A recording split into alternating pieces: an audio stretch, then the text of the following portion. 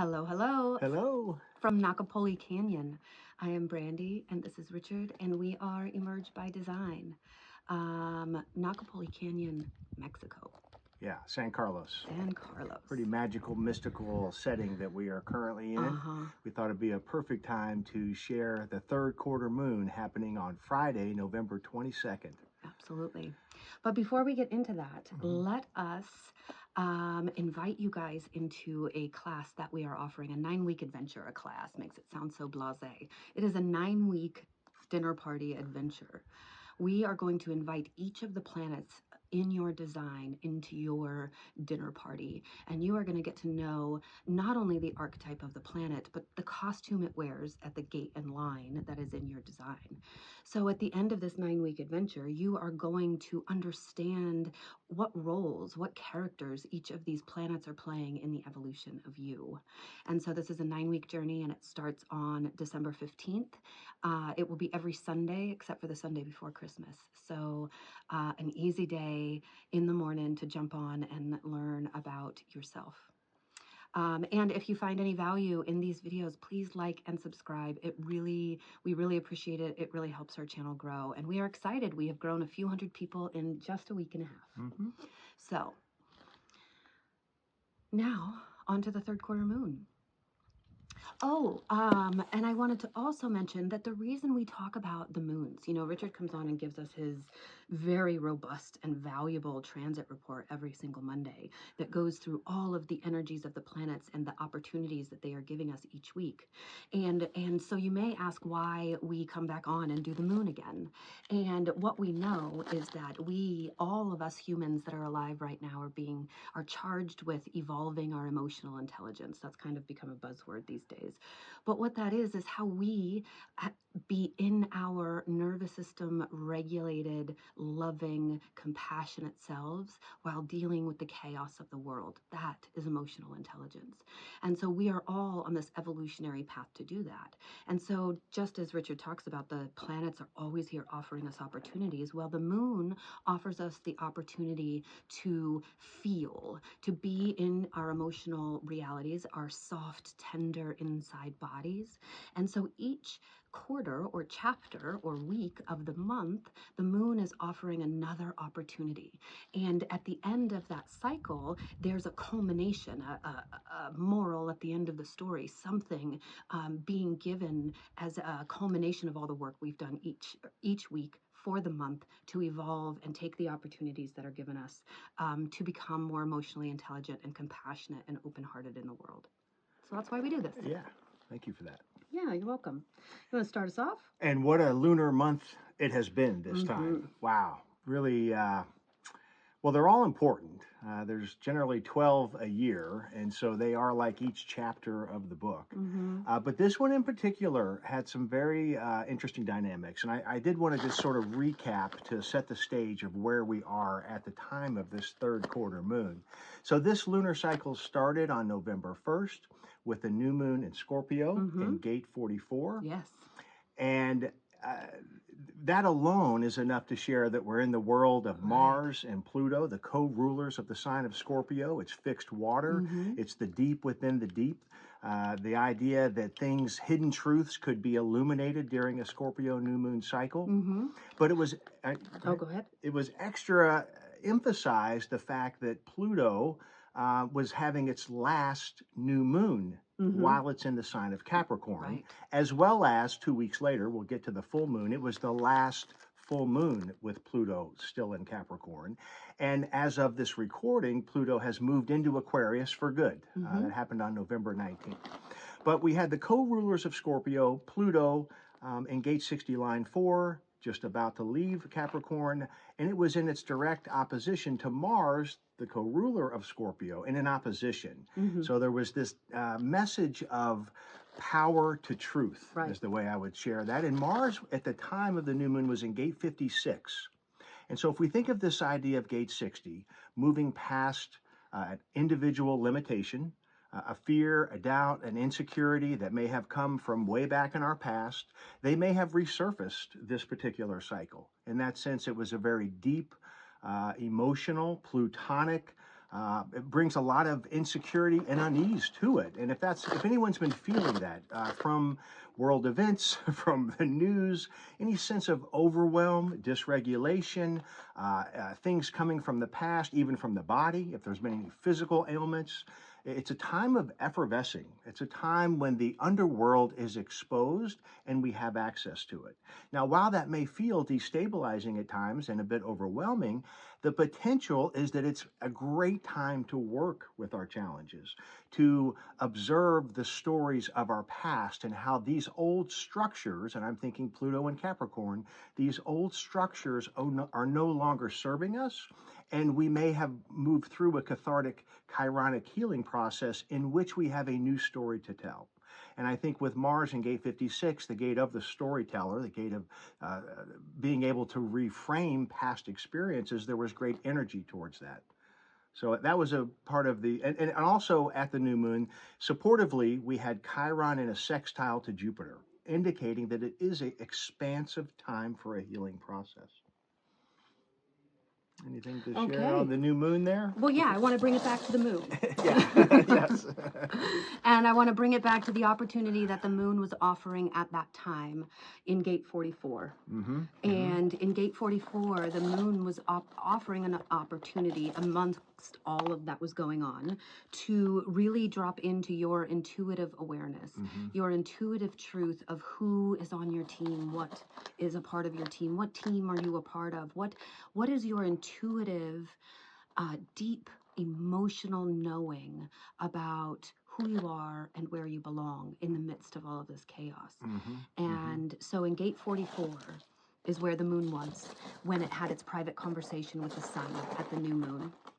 And in that private conversation, it was giving a spectrum of opportunity. And the opportunity could have been to remain in fear, fear of the past, fear of the future, but in fear. But there was also another opportunity. And that, again, opportunity was to drop into your intuitive knowing and to trust your intuition, to allow the chaos of your mind to exist and to still follow your body's wisdom into who, what, where, when, and why you are here. So that is gate 44 in the moon's placement and all of the other things that were going on, as Richard talks about in the transit report. So if we take that first chapter of the moon and now we look at the second chapter of the moon, because again, we're building a whole story in writing this book of our emotional truths this month. And so that next moon was in gate 13. Yeah, the first quarter moon, the moon was in gate 13. Was in gate 14. So it was the new moon, then the first quarter moon, 13 line. 13. I don't remember which line, but gate 13, which is about now listening with your sense of direction, of belonging, of self. I said in the first week was to listen to our intuitive truth, and now this moves into this gate 13, this direction of self, this identity of who I am. And this listening is listening to the world around you, allowing the frequencies of the world to permeate your body and inform you and your authority, your truth about what is best for you, what direction is right for you. And that's gate 13 in the first quarter moon. Yeah. What would you say about that? Yeah, I think you shared that beautifully, and it could have been a challenging time to listen, right? Because of that fear, because of again this plutonic. Pluto comes upon us. It's like a cold winter breeze, and it brings that element of insecurity and fear. But through maintaining your grounding and staying regulated to listen, there were great truths being offered at the first quarter moon. I think that's, as you're sharing, that's what 13 was symbolizing. Yeah, and then we moved to. And then we had the full moon. Then we had the full moon. Yeah. Excuse me, in gate 23. Yeah, and gate 23 in Taurus. Gate of assimilation, another individual gate of expression. And an interesting full moon, again, not only was it the last full moon with Pluto in Capricorn, it was conjunct Uranus, which at the time was in gate 8, line 2, another individual gate. So we had a very stimulating electric Uranian conjunction with the moon at her full zenith of emotionality in individual gates. And so I think it's really, again, I think what want to articulate is that with the world chaos we are all examining right now, we're all seeing, where does it go? That it's so easy to get caught up in the external environment, yet the charts are saying it's time to look inward. That in spite of what's going on out there with the noise, who am I? What is my authenticity? What is my creative expression that I came to do in this incarnation? And tremendous power and support from the frequency of the planets and their alignments for that type of journey right now. Absolutely. And the full moon was really emphasizing that. And again, part of that being last full moon with Pluto and Capricorn is about what is holding me back? What is the fear, doubt, or insecurity that it's time to address it, to reframe it, to alchemize it, to turn it into a source of strength that is part of my individual contribution, gate 8, to larger group goals. So again, the fuel for inspiration right now, in spite of fear, or as a result of it, to work with it, it is speaking to us and offering us this pathway, if you will, into our inner world of self-expression. And so, what I would say about gate 23, bringing it back to the moon, in our emotional maturity and growth, is that even though we feel fear, doubt, and insecurity, even though all of those things are happening, the opportunity that you were given, or that we all were given in gate 23, is to follow the proper timing to be able to inform in an intelligible way our truth. This truth that we have mined the depths with Pluto to find, this truth that our body heard in the 13 and that our intuition connected to with the 44, to be able to now bring that message out into a way that mutates the tribe, that brings your individual sense to whatever your tribe is. And so now we come to the third quarter moon, which happens today. This video was recorded on the 21st, so this will happen on Friday, November 22nd. And the moon has moved now into 59. And to remind that, so at the third quarter moon, we are in the waning phase. Oh, yes. Yeah, we're around the bend of this lunar cycle, heading back to another new moon next week in Sagittarius. But all third quarter moons are a wonderful, supportive time to reflect, to contemplate, look back over the month. What experiences did I have? What exchanges, possibly altercations? Where did I feel lost but found? And to reflect on all that. So it's a supportive time for self-nourishing, for tending to the garden of our soul, right? Maybe establishing new boundaries, which is part of the symbolism of this third quarter moon that we'll talk about in particular. But all third quarter moons are really good to reflect, contemplate, reorganize, reground as we prepare for the next lunar cycle. Yes. And so this emotional opportunity, while we are tending the gardens of our souls, what is the opportunity that the moon is offering? What is the spectrum of consciousness? And it is dishonesty or transparency. It is making connections and bonds with people in a way that is true to who you are or not. And so while we're pulling the weeds in our emotional, or in our soul's garden, while we're replanting and tilling the soil, we get to fall into our truth, our knowing of what bonds we make, what bonds, what connections, what places, spaces, and relationships can you really be yourself and seen as yourself within? Because this is where you belong. We all have fractals. We all have communities in which our purpose benefits the whole. And how you find those people, places, and things is through that emotional truth of who sees me as myself that I can bond with and who doesn't. And not being deceitful or leaving those practices behind, because we know that rejection, there's no such thing, it's alignment. And so being able to be our honest, true selves and connect with the other as ourselves is the reflection, the emotional reflections. What comes up for you when you think about connecting with people in a transparent way? Let's sit with those fears. Let's be with those doubts. Let's nurture and restory those insecurities into places where you feel authentically bonded with people. Yeah, yeah, beautifully shared. And I think as we have mentioned the fear factor often because it really brought that quality to it, to remember creativity. And I think that to me, creativity is the kryptonite to fear. And certainly the frequencies of the planet's alignment right now is fueling support for individual creativity, individual creative expression. So whenever you might be feeling that overwhelmed, getting dysregulated, to use your modalities, whether it's like us, we love to be in beautiful nature, is a creative experience just to be here, communing with the mysticism of this ancient canyon, whether it's singing, dancing, whatever your thing is. I would encourage us to go to it daily right now. This is a plutonic, transformative, mutative quality of time. And as we move through this final week of its cycle, this is when the real gems can come to light. So, yeah, I think it's a very powerful time. And I feel optimistic in the sense that any of us doing that right now, we will glean the benefit from that. And we'll be moving into a Sagittarius new moon in a week.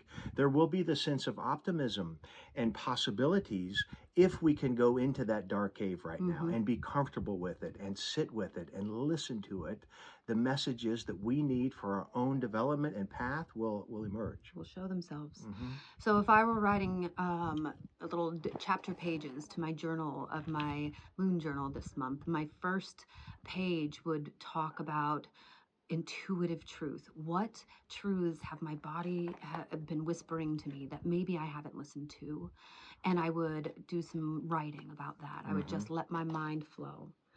And then the next couple pages, then on the next couple pages, it would be gate 13. It would be listening. It would be empathy. It would be, what do I hear consistently? What is being said? What are the things that I'm trying to keep secret about what I know? So then I would let my mind wander about the patterns and the emotional truths of the people, places, and things around me that I keep getting and hearing. And then I would also title another page 23. I would talk about, how do I share my message?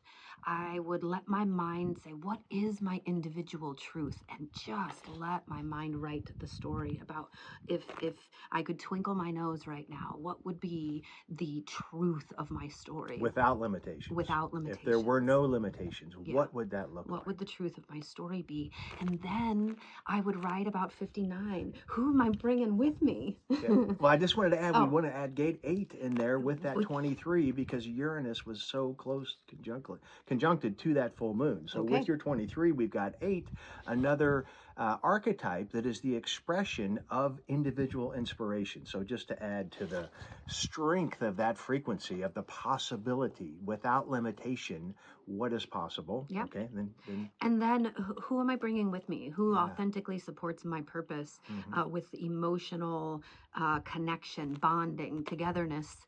Who do I want to bring with me? Who am I locking my arms with? And let that story write itself. Again, these chapter titles are going to write themselves. There's nothing you've got to do except for tap into your body's wisdom and let it show itself. So, yeah, beautiful. All right. From Nacapule Canyon in San Carlos, Mexico. Yeah. Thank you all for listening and look forward to seeing you for the new moon in Sagittarius. Please subscribe if you liked this.